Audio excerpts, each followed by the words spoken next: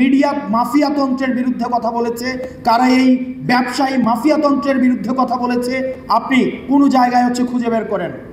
যে অন্ধকার, যে অদৃশ্য ছায়ার কথা আবিদ ভাই বলেছেন, সেই অদৃশ্য ছায়ার আপনাকে খুব শীঘ্রই সেই ছায়ার মধ্যে আপনাকে করাল গ্রাসে বন্দী হয়ে যেতে হবে। অগাস্টের পূর্ববর্তী সময়ে বিএনপির প্রত্যেকটা কার্যক্রমকে হত্যাযোগ্য কার্যক্রম হিসেবে সম্মতি উৎপাদন করেছে মিডিয়া।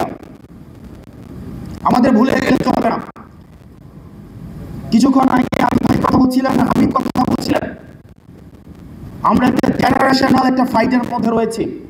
তরুণ প্রজন্ম এবং পূর্ব প্রজন্মের এই জেনারেশনাল ফাইটটাকে আমাদের ডিকোড করতে হবে।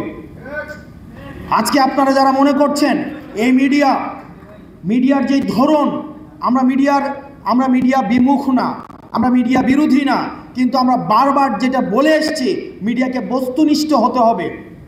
আমরা দেখেছি যেই মিডিয়া ফেসিবাদের প্রত্যেকটা কার্যক্রমকে বৈধতা দিয়েছে, আমরা দেখেছি যেই পত্রিকা বলেছে যে বিদেশে বসে তারেক জিয়া বাংলাদেশের বিরুদ্ধে কার্যক্রম করছে, আজকে সেই পত্রিকার আমরা ফ্রন্ট পেজে দেখছি যে তারেক জিয়া বাংলাদেশকে নিয়ে ভিশনারি চিন্তা করছেন।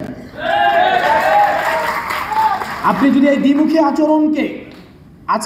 দ্বিমুখী আচরণকে আপনি ডিকোড করতে না পারেন, তাহলে ভবিষ্যতের যে অন্ধকার, যে অদৃশ্য ছায়ার কথা আবিদ ভাই বলেছেন, সেই অদৃশ্য ছায়ার আপনাকে খুব শীঘ্রই সেই ছায়ার মধ্যে আপনাকে করাল গ্রাসে বন্দী হয়ে যেতে হবে।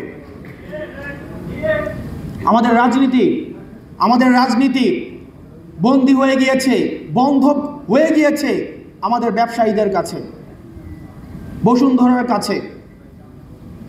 বাংলাদেশে আমি আপনাকে চ্যালেঞ্জ দিয়ে বলছি, এনসিপির পূর্বে ক্রিয়াশীল যে রাজনৈতিক দলগুলো ছিল, কারা এই মিডিয়া মাফিয়াতন্ত্রের বিরুদ্ধে কথা বলেছে, কারা এই ব্যবসায়ী মাফিয়াতন্ত্রের বিরুদ্ধে কথা বলেছে, আপনি কোন জায়গায় খুঁজে বের করেন।